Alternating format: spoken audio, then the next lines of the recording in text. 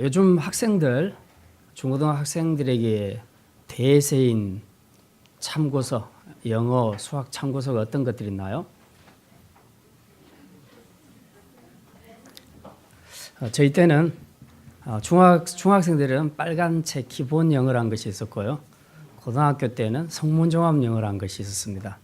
수학은 지금도 변함없는 수학의 정석, 그리고 해법 수학, 뭐 이제 이런 것들이 있었습니다. 근데 나중에 보니까 또 다른 그 교과서들 중에 참고서 중에 그 영어 완전 정복, 수학 완전 정복, 완전 정복이라는 그런 책들도 나왔습니다. 그래서 제가 그 책을 갖고 이거 한 권이면 정복을 할 수 있겠구나 하고 생각하고 열심히 했습니다. 정복을 했을까요? 못했을까요? 했다고요? 이런 엄청난 어떻게 감히 영어를 정복하겠습니까? 정복이 잘 안 되죠. 이런 완전 정복이라는 책을 가지고 또 뭐 성문종합 영어나 이런 책을 가지고 열심히 공부하면 공부할수록 느껴지는 것이 그 정복이 되는 것이 아니라 더 정복해야 될 미지의 영역들이 훨씬 더 많다는 것을 느끼게 됩니다. 그리고 이 공부는 평생 해도 하기 힘들겠다, 이제 그런 생각을 많이 했습니다. 이번 주에 읽게 될 여호수아는 정복의 이야기입니다. 가나안을 정복하는 이야기입니다. 애굽에서 나온 이스라엘이 이제 드디어 요단강을 건너고 약속의 땅 가나안을 밟으면서 이제 정복하는 과정들이 쭉 기록이 됐는데요. 이번 주에 여러분이 여호수아를 읽으시면 전체 내용이 길어도 크게 세 가지로 압축을 할 수 있습니다.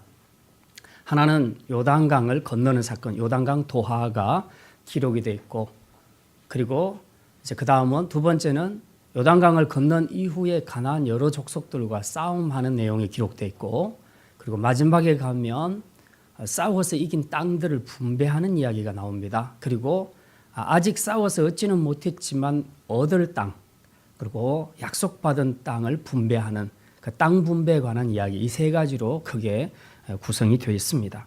자, 오늘 본문은 그 중에서 이제 요단강을 건너고 난 다음에 맨 처음 점령한 성 이름이 뭐죠? 여리고성을 점령을 했습니다.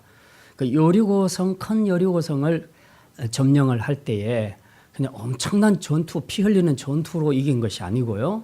그냥 하나님 말씀에 순종해서 열심히 뺑뺑이 돌았더니 그냥 저절로 무너졌습니다.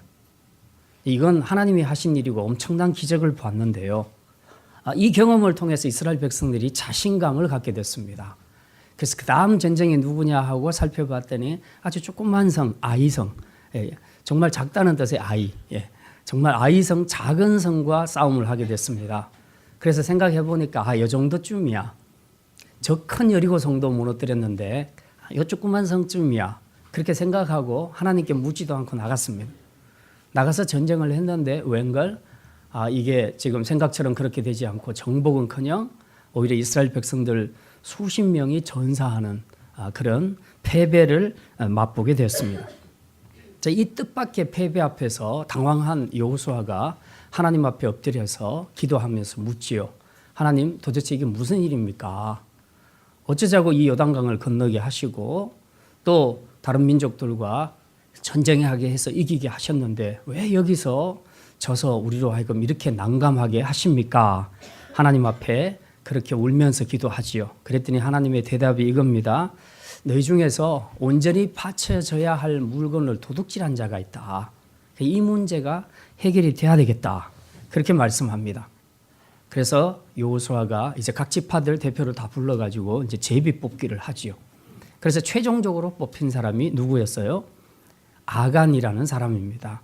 이 아간을 조사해 보니까 신할상 고급 옷 한 벌에 그리고 은 200세겔 그리고 금 50세겔을 훔쳐서 몰래 자기 장막에 숨겨 놓은 겁니다. 이게 왜 죄냐 하면 하나님께서 여리고성 이 가나안 백성들을 정복할 때 절대로 그들에게서 취한 물건을 취하지 말라고 했습니다. 절대로 손대면 안 된다고 말씀하셨습니다. 그런데 이제 이걸 보고 견물생심이라 욕심이 나서 그걸 가져왔는데 다른 사람들에게 들키면 안 되니까 몰래 숨겨놨던 거죠. 그런데 이 몰래 숨겨놓은 바로 이 죄 때문에 이스라엘 백성들 가나안 정복 이 정복이 중단되어 버렸다는 겁니다. 지금 일시적으로 그런 문제가 생겼다는 거죠. 결국은 이것 때문에 아간의 가족들이 전부 돌에 맞아서 죽게 됩니다. 가나안 땅을 정복한다는 것은 생각처럼 쉬운 것이 아니었습니다. 영어 공부를 하면서 항상 들은 말이 그겁니다. 왜 이렇게 영어가 안 됩니까? 어떻게 하면 영어를 잘할 수 있습니까? 하고 선생님들이나 선배들에게 물어보면 이렇게 대답하죠. 영어에는 뭐가 없다? 왕도가 없다. 그렇게 말을 합니다. 그래서 영어에는 왕도가 없구나라고 생각하면서 무조건 열심히 하라 그 말이죠. 가나안 정복에는 왕도가 있을까요? 없을까요? 결론은 있습니다. 결론은 있습니다. 자, 오늘은 짧게 두 본문만 봤는데 전체 여호수아서를 보면서 발견할 수 있는 가나안 정복의 원리가 세 가지 나타나 있습니다. 오늘 우리는 그것을 생각할 겁니다. 첫 번째, 가나안 정복의 첫 번째 원리, 거룩입니다. 한번 따라합시다. 거룩하라. 우리가 알다시피 이 가나안 전쟁은요, 단순히 이스라엘이 가나안 7 족속과 싸워서 땅을 빼앗는 그런 세속적인 전쟁이 아닙니다. 하나님께서 자기 백성을 애굽에서 이끌어내셔서 이제 약속의 땅 가나안으로 들어가게 하시는데 그냥 그 땅에서 잘 먹고 잘 살아라 그렇게 하려고 애굽에서 끌어낸 게 아니에요. 하나님의 목적이 있습니다. 이 가나안 땅에다가 하나님께서 하나님의 나라, 제사장 나라를 세우기를 원하셨습니다. 말하자면 신정국가. 이 땅에서 가장 모델이 되는 지상의 신정국가를 세우기를 원하셨습니다. 그래서 하나님께서 지금 이 이스라엘 백성을 애굽에서 이끌어내셨고 이제 가나안 땅으로 들어가는 와중에서 가나안 족속들이 절대로 땅을 그냥 내놓을 리가 없죠. 지금도 독도는 우리 땅, 그래서 일본하고 얼마나 치열한 전쟁이 벌어지고 있습니까? 지금 각 나라마다 영토 문제 때문에 엄청나게 외교적으로 정치적으로 굉장히 큰 싸움들을 벌이고 있습니다. 순순히 누가 먹으려 그러면 그래 이건 네가 가져 하고 내놓는 그런 사람들은 없단 말이죠. 가나안 족속들도 마찬가지입니다. 그래서 불가피하게 전쟁이 벌어지게 되는 것입니다. 그래서 이것은 세속적인 전쟁이 아니라 영적으로 보면 하나님께서 이 가나안 땅에 하나님 나라, 제사장 나라를 세우려고 하시는 이 영적인 목적을 거스리는 가나안 족속들과의 싸움입니다. 영적인 전쟁이죠. 그래서 이 영적인 전쟁에서 승리하려면은 반드시 가져야 될 것이 있다. 영적인 전쟁의 승패를 좌우하는 것은 군사력도 아니고 무기도 아니고 전술도 아닙니다. 중요한 것은 거룩한 영성이라는 것입니다. 왜? 영적인 전쟁이니까. 좀 더 구체적으로 말씀드리면 하나님께서는 이제 이스라엘을 제사장 나라로 세우셨는데 우리가 구약의 레위기나 이런 것들을 쭉 읽으면서 제일 많이 강조되는 말이 뭐냐 하면 거룩입니다. 레위기의 주제는 거룩이거든요. 내가 거룩하니 너희도 거룩하라. 근데 거룩하지 못한 인간들을 그 모든 죄를 용서하기 위하여 하나님께서 제사제도를 만드셨고 그 제사제도를 앞에서 집례하는 사람이 제사장입니다. 그러니까 더더욱이 제사장은 거룩해야 되지요. 지금 하나님께서는 이스라엘을 제사장 나라로 세우셨습니다. 세상에 많은 나라가 있는데 그 중에서 이스라엘을 뽑아서 너희가 제사장이야. 세상 나라가 나에게로 돌아오도록 너희가 제사장 역할을 해야 돼. 그러려면 너희들이 먼저 거룩해야 돼. 그래서 하나님께서 이 거룩을 가르치기 위해서 너희들이 제사장 나라라는 것을 이 정체성을 계속 강조하고 있습니다. 이걸 알려주시려고 하나님께서 하신 일이 있어요. 요단강을 건너고 난 다음에 맨 먼저 하신 일이 뭐냐? 여호수아 5장 말씀 우리 잠깐 보겠습니다. 요단강을 딱 건너자마자 맨 먼저 하신 일이 있었어요. 5장 2절 말씀. 2절 말씀 우리 같이 읽겠습니다. 그때에 여호와께서 여호수아에게 이르시되 너는 부싯돌로 칼을 만들어 이스라엘 자손들에게 다시 할례를 행하라 하시매. 지금 그 앞에 보면 요단강을 건넌 내용이 나와 있거든요. 건너자마자 맨 먼저 한 것이요 여리고성을 점령하는 게 아니었어요. 맨 먼저 할례를 받도록 했습니다. 왜 할례를 받도록 하셨는가? 할례는 이스라엘 백성들의 언약 백성의 표징입니다. 그래서 너 내 거야, 너 나의 백성이야, 거룩한 내 백성이야 하는 것을 그냥 종이에다가 사인으로 써준 것도 아니고 무슨 신분증을 만들어 준 것도 아니에요. 몸에다가 아예 새겨버렸습니다. 그것이 할례입니다. 그래서 할례는 단순히 어떤 위생적인 거 이런 의미를 넘어서서 영적으로는 우리가 하나님의 백성이다, 거룩한 제사장이다 하는 것을 몸에 새긴 사인입니다. 그래서 굉장히 중요한 의미를 가지요. 그래서 이거 가르치려고 하나님께서 이스라엘 백성들에게 할례를 행하게 하셨습니다. 그러니까 이 제사장들이 이제는 할례까지 받은 이 제사장들이 거룩을 상실하고서는 절대로 하나님 나라를 세울 수도 없을 뿐만 아니라 앞으로 가나안 땅에서 어떤 전쟁을 치르더라도 이길 수 없다는 거죠. 그런데 지금 이런 하나님의 엄청난 뜻, 내 백성을 통해서 내가 이 땅에 하나님 나라, 제사장 나라를 세우겠다는 하나님의 이 엄청난 뜻을 거스리는 그런 충격적인 사건이 하나 발생했다는 겁니다. 그게 뭐냐면 바로 아간의 사건입니다. 아간 한 사람, 이 한 사람이 뭐 물건 좀 숨겨놓은 것이 뭐 그렇게 문제냐라고 생각할지 모르겠지만, 그러나 하나님께서는 지금 이 문제를 굉장히 심각하게 보셨습니다. 하나님의 말씀에 불순종하고 제사장으로서 전혀 해서는 안 될 그런 일을 행한 아간 한 사람 때문에 하나님은 가나안 정복 전쟁을 중단시켜 버렸습니다. 너희 움직이지 마. 이 상태에서 너희 전쟁해봐야 질 것 뻔해. 나는 죄 지은 제사장들과 절대 함께하지 않아. 하나님께서 하시는 말씀이 바로 그겁니다. 실제로 그렇게 말씀하셨는지 우리 여호수아 7장 아까 우리 읽었던 말씀 중에서 13절 말씀 13절 12절부터 먼저 12절과 13절 같이 읽습니다. 그러므로 이스라엘 자손들이 그들의 원수 앞에 능히 맞서지 못하고 그 앞에서 돌아섰나니 이는 그들도 온전히 바친 것이 됨이라. 그 온전히 바친 물건을 너희 중에서 멸하지 아니하면 내가 다시는 너희와 함께 있지 아니하리라. 예, 거기까지. 예. 하나님께서 지금 이 전쟁에서 함께 하지 않겠다는 것은 딱 한 가지 이유입니다. 너희가 내 말을 어겨서 범죄했다는 거죠.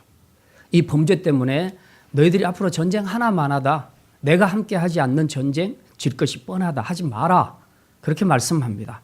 그러면서 이제 그러면 어떻게 문제를 풀어야 될 것인가 하나님께서 답을 주십니다. 그 답이 13절에 기록이 되어 있습니다. 같이 읽습니다. 너는 일어나서 백성을 거룩하게 하여 이르기를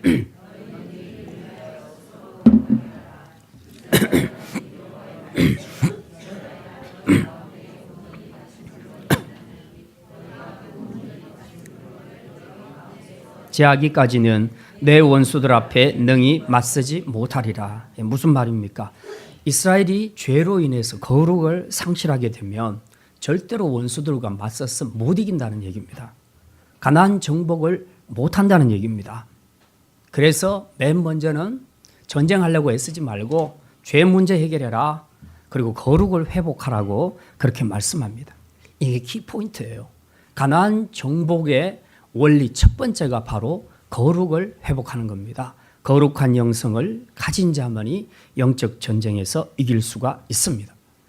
우리가 세상에서 살 때 아무리 돈 많은 부자로 살고 높은 권세를 누리고 산다 할지라도, 또 여러분이 자녀들이 이 세상에 살면서 정말 공부도 잘하고 성공해서 좋은 직장에 들어가고 돈을 많이 번다 할지라도, 이런 세상적인 능력을 다 갖추고 모든 것을 누리고 산다 할지라도 그들 안에 제사장으로서의 정체성이 상실되고 그들 안에 제사장이 갖춰야 될 이 거룩을 상실하게 된다면 그들은 복음으로 세상을 정복하기는커녕 오히려 세상 문화와 가치관 앞에서 영적으로 패배할 것이 틀림없다라는 그런 의미를 가지고 있습니다.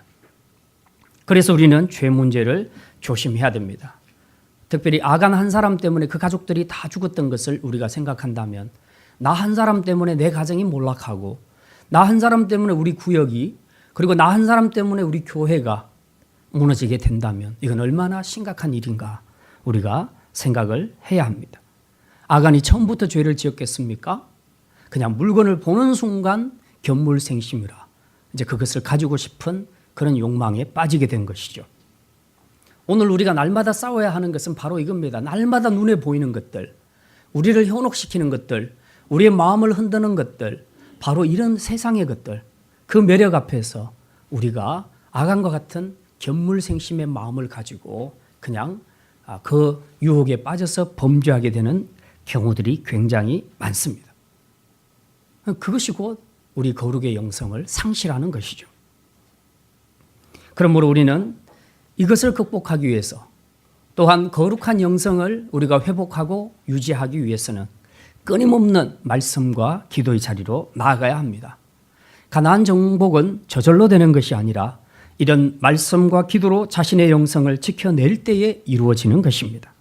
왜냐하면 이 거룩 안에서 하나님은 당신의 백성들을 위하여 싸워주시기 때문에 그렇습니다. 이제 여호수아와 이스라엘이 죄 문제를 해결하고 거룩으로 나아갈 때 다시 아이성을 정복했던 것처럼 이제 혹시 저와 여러분의 삶에서 계속해서 무너지고 실패하는 것들이 있다면 우리가 한 번쯤은 돌아봐야 합니다. 혹시 내 안에 숨겨놓은 아간의 죄와 같은 것들은 없는가? 발견된다면 즉시로 제거하고 회개하고 우리의 거룩한 영성을 회복해야 합니다. 그래서 이제는 아간같이 숨긴 죄 때문에 계속해서 패배를 맛보는 어리석은 자가 아니라 즉시 회개하고 거룩을 회복함으로 승리를 맛볼 수 있는 그런 복된 성도들의 삶이 되시기를 주님의 이름으로 축원합니다. 자, 가나안 정복의 두 번째 원리입니다. 그것은 바로 믿음의 순종입니다. 따라합시다. 믿음으로 순종하라. 예, 하나님은 이스라엘 백성으로 하여금 가나안을 정복하기 전에 먼저 이들이 정말 믿음이 있는가 이걸 하나님이 시험하셨습니다. 두 가지로 시험을 하셨는데요. 첫째는 지도자들에 대해서 시험을 하셨습니다. 이게 바로 요단강 도하 사건입니다. 제사장들 맨 앞장서서 언약궤를 메고 요단강으로 들어가라 그렇게 말씀합니다. 이 요단강이 범람할 때는 와디라 그래서 소나기가 엄청나게 그 우기에 비가 많이 내리게 되면 강폭이 굉장히 넓어집니다. 굉장히 넓어져. 거의 낙동강 수준으로 넓어집니다. 그러다가 건기가 되면 팍 쪼그라들어서 여기 밀락천, 부영천 정도로밖에 안 됩니다. 이 와디 때 엄청나게 물이 불어났을 때에 그때 이스라엘 백성들이 이 요단강을 건너야 되는데 맨 먼저 앞장선 것이 제사장 지도자들입니다. 지도자들에게 너희들이 언약궤를 메고 들어가라, 요단강으로 들어가라고 그렇게 말씀하십니다. 이게 지금 가능한 일입니까? 그냥 맨몸으로 들어가도 수영 좀 하는 사람들도 힘들 건데 근데 이 무거운 언약궤를 메고 어떻게 들어가겠습니까? 죽으라는 얘기죠. 이게 정말 인간적으로 생각해 볼 때는 불가능하다고 생각하는 그런 명령입니다. 그런데 제사장들, 지도자들은 순종하고 걸어 들어갔습니다. 그랬더니 어떤 일이 일어났습니까? 요단강 물이 갈라졌습니다. 그냥 쫙 갈라진 것이 아니라 밟는 만큼 갈라졌습니다. 홍해는 쫙 갈라진 상태에서 걸어갔는데요. 요단강은 밟을 때마다 갈라집니다. 이게 믿음이죠. 한 걸음 한 걸음 불가능하다고 생각하는 바로 그 하나님의 명령 앞에서 이 지도자들부터 먼저 순종하고 믿음으로 걸어갔더니 요단강이 갈라지게 되었다는 사실입니다. 지도자들의 믿음과 순종은 자기가 속한 공동체의 생존과 축복을 좌우합니다. 그래서 목사든지 집사든지 구역장이든지 교사든지 혹은 가정의 가장이든지 간에 우리 공동체 안에서 세워진 모든 리더들에게는 하나님께서 일반 구성원들과 다른 믿음을 요구하십니다. 똑같은 믿음으로는 그들의 리더가 될 수가 없습니다. 그래서 리더들은 더 많이 기도해야 되고 더 많이 말씀을 읽고 예배의 자리로 나와서 하나님의 은혜와 능력을 체험해야 하는 것입니다. 그래야 믿음이 성장하고 믿음이 생겨서 자신부터 솔선수범해서 믿음으로 순종할 수 있게 되는 것입니다. 그래서 리더에게 가장 필요한 것은 믿음으로 순종하는 것입니다. 순종할 수 없는 사람은 절대로 리더가 될 수도 없고 되어서도 안 됩니다. 하나님의 능력은 믿음으로 순종하는 데서 나옴을 믿으시기를 바랍니다. 그 다음에 하나님께서 테스트하신 것은 이제 백성들입니다. 지도자들은 테스트에서 합격을 했습니다. 이제 백성들을 테스트하는데 그게 바로 여리고성을 정복할 때에 여리고성을 돌아라는 얘기입니다. 하나님의 명령은 굉장히 단순했습니다. 아무 소리도 내지 말고 조용히 돌기만 해라. 하루에 한 바퀴씩. 그리고 마지막 7일 때는 7바퀴를 돌아라. 하나님 주신 명령은 그거였습니다. 사실 군인들에게 제일 불안하고 힘든 것은 아무것도 안 하고 가만히 있는 겁니다. 뭔가 지금 작전을 짜든지 훈련을 받든지 무슨 군사적인 액션이 있어야 됩니다. 그래야 지금 전쟁을 하고 있다는 생각이 들어서 막 긴장하고 그럴 건데요. 아무것도 하지 말고 돌기만 하라는 겁니다. 뺑뺑이만 돌아라는 거죠. 이게 정말 답답한 일입니다. 이거야말로 진짜 믿음을 요구하는 일이죠. 게다가 하루하루 6일간을 돌았는데도 아무 변화가 없습니다. 그럴 때 마음이 어떻겠습니까? 그리고 지금 이렇게 돌고 있는 광경을 여리고성에서는 다 보고 있단 말이죠. 백성들이. 여리고성 사람들이 다 보고 있습니다. 보니까 첫날도 한 바퀴 돌고 들어가고 둘째 날도 한 바퀴 돌고 들어가고 계속 매일마다 한 바퀴씩 돌고 들어갑니다. 그 위에서 보면서 뭐라고 생각했겠어요? 쟤들 지금 도대체 뭐 하는 거야? 뭘 뺑뺑이만 돌고 있어 저게? 참 이상하게 생각을 하겠죠. 도는 이스라엘 백성들 자신들도 이상할 거 아닙니까? 한 바퀴를 돌고 그 다음날 또 한 바퀴 돌고 도는데 지금 우리가 뭐 하고 있지? 그런데 여리고성을 이렇게 봤더니 금도 안 가고 있어. 그러니까 뭐 금이라도 좀 갔으면 금 무너질 것 같다. 그래서 더 열심히 돌 건데 금도 안 가. 아무 변화도 없는 상태에서 6일 동안 그냥 돌기만 한 거예요. 이쯤 되면요 정말 회의감이 들 수 있고 그리고 불평과 불만이 나올 수도 있습니다. 이게 무슨 전쟁이냐 그렇게 생각을 할 수가 있지요. 그런데 이스라엘 백성들은 아무 군소리 하지 않고 하나님 말씀대로 순종하여 돌았습니다. 그랬더니 7째 날 7바퀴를 돈 다음에 큰 소리를 외치고 제사장이 나팔을 불자 순식간에 그 큰 여리고성이 무너져 버렸습니다. 하나님의 일하심은 우리가 믿음으로 순종할 때 나타나는 줄 믿으시기를 바랍니다. 믿지 않고 순종하지 않는 곳에서는 절대로 하나님의 일하심을 볼 수가 없습니다. 물론 어떤 때는 즉각적으로 우리가 순종해도 즉각적인 변화가 일어나지 않을 때가 많습니다. 그러나 이런 경우는 일정한 순종의 양을 채우고 나면 주님의 일하심을 그때부터 볼 수가 있는 경우들도 많이 있습니다. 그래서 순종은 하되 믿음으로 순종하는 것이 중요합니다. 끝까지 믿고 순종하라는 거죠. 우리 교회는 다른 교회에 비해서 프로그램이 별로 없습니다. 있다 해도 아주 단순합니다. 교회도 작기도 하고 일할 일꾼들도 별로 없기도 하지만 또 성도들도 프로그램을 만들어놔도 참여하기 힘들 정도로 지금은 거의 맞벌이를 하고 있고 바쁘고 힘든 그런 상황입니다. 그래서 우리 교회는 그냥 주일 예배, 수요 예배, 그리고 밤 기도회, 그리고 성경 일독, 그리고 가끔씩 2달에 한 번씩 느헤미야 기도를 하고 있죠. 앞으로는 일꾼들이 더 자원하는 일꾼들이 많이 세워지게 되면 이제 이런 유익한 프로그램들도 더 만들어낼 수도 있겠죠. 하지만 지금 이 수준에서도 제가 여러분에게 당부하고 싶은 것은 이 최소한의 지금 돌아가고 있는 이 프로그램이라도 여러분이 진심으로 마음을 다해서 순종함으로 참여하시게 되면 틀림없이 여러분의 믿음이 성장하게 되고 주님의 일하심을 보게 될 줄 믿습니다. 우리가 이런 다양한 프로그램들 정말 많지도 않은 다른 교회에서는 많은데 우리 교회는 몇 개 되지도 않는 이 프로그램들 이런 것들에도 우리가 순종할 수 없다면 우리는 정말 믿음의 성장을 보기가 어렵고 하나님의 일하심을 보기가 어렵습니다. 종종 힘을 내서 참여한다고 하지만 하면서도 그런 생각이 들 수 있죠. 밤 기도에 몇 번 나갔더니 응답도 없더라. 성경 일독 했더니 뭐 특별히 잘 모르겠더라. 앞에서 읽고 뒤에 읽을 때 앞에 거 다 잊어버리더라. 뭐 이제 이런 여러 가지 부정적이고 회의적인 그런 표현들도 많이 합니다. 그렇지만은 하나님이 원하시는 것은 뭐냐? 여러분의 순종을 보고 싶어 하십니다. 여러분이 순종하는 것을 보면서 그걸 보는 순간 하나님은 그때부터 하나님께서 우리 가운데 일하여 주실 줄 믿습니다. 지금 당장은 변화가 없더라도 일정한 순종의 양을 채울 때에 마침내 여러분은 하나님의 일하심을 보게 될 줄 믿으시기를 바랍니다. 사업을 시작하면 바로 돈 버는 것이 아닙니다. 투자하는 기간들이 있습니다. 계속 돈이 들어가죠, 그때는. 하지만 투자금이 회수될 정도의 그 손익분기점을 넘어서게 되면 그때부터는 돈을 벌게 되는 것이죠. 그래서 투자하는 기간 동안에는 성급하게 그만두지 말고 기다릴 필요가 있다는 겁니다. 믿음은 순종이고 믿음은 인내입니다. 결국 믿음만이 순종을 할 수 있게 하고 인내할 수 있게 하는 것입니다.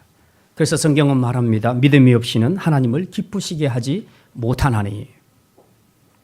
올 한 해 믿음의 순종을 통해서 하나님의 일하심과 축복을 볼 수 있는 그런 복된 한 해가 되시기를 주님의 이름으로 축원합니다. 마지막입니다. 가나안 정복의 세 번째 원리는 하나님의 비전을 품는 자가 차지하게 된다는 것입니다. 한번 따라합시다. 하나님의 비전을 품으라. 12지파가 땅 분배할 때에 오늘 본문 우리 14장으로 한번 넘어가 보겠습니다. 14장에 보면 갈렙이 나와서 여호수아에게 헤브론 땅을 달라고 요구하는 내용입니다. 이거는 우리가 여기저기서 하도 설교를 많이 들어서 이산지를 내게 주셔서 그래서 찬양도 하고 설교도 많이 들었습니다. 자, 그런데 여기 보면요, 그 갈렙이 뭐라고 얘기하느냐 굉장히 중요합니다. 우리 10절부터 한번 보겠습니다. 11절부터 10절의 맨 끝에 오늘 내가 85세로 돼 거기서부터 읽겠습니다. 오늘 내가 85세로 돼 모세가 나를 보내던 날과 같이 오늘도 내가 여전히 강건하니 내 힘이 그때나 지금이나 같아서 싸움에나 출입에 감사할 수 있으니 그날에 여호와께서 말씀하신 지금 내게 주소서. 당신도 그날에 들으셨거니와 그곳에는 아낙 사람이 있고 성읍들은 크고 견고할지라도 여호와께서 나와 함께 하시면 내가 여호와께서 말씀하신 대로 그들을 쫓아내리이다. 예. 자, 이 갈렙을 보니까 나이가 지금 얼마예요? 85세입니다. 여기 85세 되신 분 있습니까? 아직은 없죠. 예, 아직은 없습니다. 예. 85세면 지금 85세하고 좀 다르긴 하겠지만 어쨌든 굉장히 나이가 많은, 그래서 그 전쟁을 한다는 것은 이건 거의 불가능한 일입니다. 요즘 예비군은 몇 살 때부터죠? 완전히 민방위로 돌아서는 것이 몇 살 때부터예요? 무슨 얘기냐 하면 나이가 많으면 전쟁터에 안 보낸다는 겁니다. 도움이 안 돼요. 그리고 본인들도 못 해내요. 그래서 그걸 고려해서 민방위로 돌리는 겁니다. 예. 그리고 현역들, 싸움할 수 있는 현역들은 전부 20대예요. 20대입니다. 마찬가지죠. 가나안 전쟁에서 85세 노인이 앞장서서 싸움을 한다. 이건 상상할 수 없는 이야기입니다. 그런데 지금 이걸 시킨 게 아니고 본인이 그걸 원했다는 거죠. 85세 노인이 나와서 내가 지금 비록 85세지만 모세가 나를 보내던 그날과 똑같이 나 힘 있다. 아마도 건강관리 굉장히 잘한 것 같아요. 사실 노인이 뻥치면서 이렇게 말할 수는 없잖아요. 막 갤갤거리면서 나는 할 수 있어 이렇게 말할 수는 없잖아요. 85세라도 이렇게 담대하게 말할 수 있을 때는 건강관리 잘했다는 거예요. 그래서 날마다 뛰기도 하고 열심히 근력 운동도 하고 했다는 얘기예요. 관리를 잘했습니다.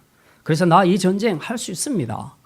근데 그 다음 말씀이 굉장히 중요해요. 12절에 보니까 그때 하나님이 말씀하신 그 산지 지금 내게 주십시오. 당신도 들었지 않습니까?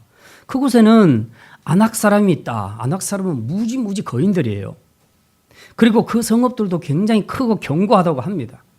그렇지만 여호와께서 나와 함께 하시면 내가 여호와께서 말씀하신 대로 그들을 쫓아낼 수 있습니다. 믿습니다 하고 지금 이 땅을 달라고 하는 거죠. 이 헤브론 땅은요, 좋은 땅이 아니에요. 척박한 땅입니다. 정복하기 어려운 땅입니다. 그런데도 갈렙이 이 땅을 달라고 했습니다. 할 수 있다고 했습니다. 이건 요즘 하는 긍정적인 마인드가 아니에요. 긍정적인 마인드, I can do it, 내가 할 수 있다는 거 하고 갈렙이 I can do it 하고는 분명히 다릅니다. 앞에 거는 긍정적인 마인드입니다. 이것도 굉장히 좋아요. 그러나 우리 그리스도인들은 긍정적인 마인드로는 이길 수가 없습니다. 중요한 것은 믿음입니다. 믿음으로 하나님이 함께 하시면 I can do it, 내가 할 수 있습니다. 긍정적인 마인드로는 가도 실패할 가능성이 커요. 그런데 주님을 믿고 가게 되면 주님이 함께 하시면 백전백승할 줄 믿으시기를 바랍니다. 바로 이 마음으로 지금 헤브론 땅을 달라고 한 겁니다. 하나님은 바로 이런 사람들, 이런 비전을 가진 사람들에게 하나님께서는 정복할 수 있는 기회를 주십니다. 그리고 축복의 땅을 선물로 주시는 것입니다.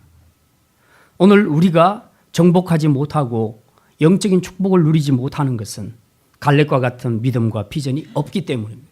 나는 안 돼. 나는 할 수 없어. 내가 이것저것 기도도 좀 해봤고 성경도 좀 읽어봤고 전도도 좀 해봤는데 안 되더라. 안 되더라. 부정에 대한 확신이 아주 강한 분들이 많습니다. 절대로 할 수 없다고 엄청난 부정적인 믿음을 가지고 있는 분들이 많습니다. 우리에게는 지금 헤브론 땅이 기다리고 있습니다. 그 헤브론 땅은 바로 내가 구원해야 될 영혼들이 사는 내 지역이고 직장이고 가정이고 우리의 이웃입니다. 물론 그 땅이 쉬운 땅은 아닙니다. 갈렙이 요구했던 헤브론 땅처럼 척박한 땅입니다. 토요 전도도 해보지만 잘 받아들이지 않습니다. 사람들이. 전도해도 열매도 잘 보이지 않습니다. 겨우 전도해서 교회 나오는가 했더니 저희들끼리 싸워서 또 교회를 안 나옵니다. 주일학교도 이런 일들이 비일비재합니다. 그러니까 전도를 해놓고 나중에 막 전도한 사람들이 더 힘들어합니다. 도대체 이렇게 해서도 계속 전도를 해야 하나? 이제 그런 생각이 들 수 있죠. 기도도 마찬가지, 성경 읽기도 마찬가지, 교회를 섬기는 사역도 마찬가지입니다. 열심히 교회를 일을 해도 뭐 알아주는 사람도 없고 함께 하려고 하는 사람도 없고 그냥 그야말로 척박하고 거대한 거인 아낙 자손의 세력이 버티고 있는 헤브론 땅입니다. 그러나 중요한 것은 하나님이 좋은 땅만 주신 것이 아니라 척박한 땅도 약속으로 주셨음을 믿으시기를 바랍니다. 이런 척박한 땅들도 마저 정복이 되어야 그게 비로소 올바른 가나안 정복이 되는 것입니다. 그런데 우리는 사역하면서 많은 경우 편안한 일만 하려고 합니다. 힘든 사역들은 가급적이면 하지 않으려고 합니다. 토요전도 정말 힘들죠. 모처럼 쉬는 날 내가 나가서 꼭 전도를 해야 되겠나? 반찬 만드는 거, 집에서도 밥 잘 안 해 먹고 외식하는데 내가 이렇게 몇십 인분을 위해서 반찬을 준비해야 될까? 청소, 집에서도 그냥 남편한테 다 시키는데 내가 꼭 청소까지 해야 되나? 더더군다나 화장실 청소. 막 이런저런 생각을 하기 시작하면 그냥 좀 편한 거 했으면 좋겠다. 제일 편한 사역이 뭘까요? 사람들은 성가대가 제일 편하다는 그런 얘기를 해요. 이런 말도 안 되는 소리죠. 말도 안 되는 소리를 하고 성가대가 얼마나 힘든지 제가 잘 알아요. 부르기 싫을 때도 불러야 되잖아요. 남의 파트 연습할 때도 다 들어야 되잖아요. 얼마나 힘들어요. 그죠? 정말 쉬운 사역은 없습니다. 그럼에도 불구하고 우리 마음속에는 조금만 더 쉬운 사역 했으면 좋겠다. 그리고 가급적이면 어려운 사역을 하지 않으려고 하는 그런 경향들이 우리 안에 있을 수 있습니다. 헤브론 땅, 척박한 땅은 정복하기 싫어합니다. 그런데 이 나이 많은 85세의 노인이 이 땅 내달라고, 나는 할 수 있다고, 거기는 거인 아낙 자손이 있고 그 성은 크고 견고하고 두렵지만 하나님이 나와 함께 하시면 나 이 성 정복할 수 있다고, 지금 갈렙이 그렇게 믿음으로 하나님의 비전을 선포하면서 달라고 한 겁니다. 그래서 여호수아가 줬더니 진짜 정복을 했습니다. 하나님의 일하시면 여기서 나타납니다. 믿음으로 비전을 가지고 하나님 앞에 구하는 자들을 통해서 하나님은 일하고 계심을 믿으시기를 바랍니다. 이제 말씀을 마칩니다. 우리는 이미 애굽에서 나왔고 저 천국 가나안을 향해 나아가고 있습니다.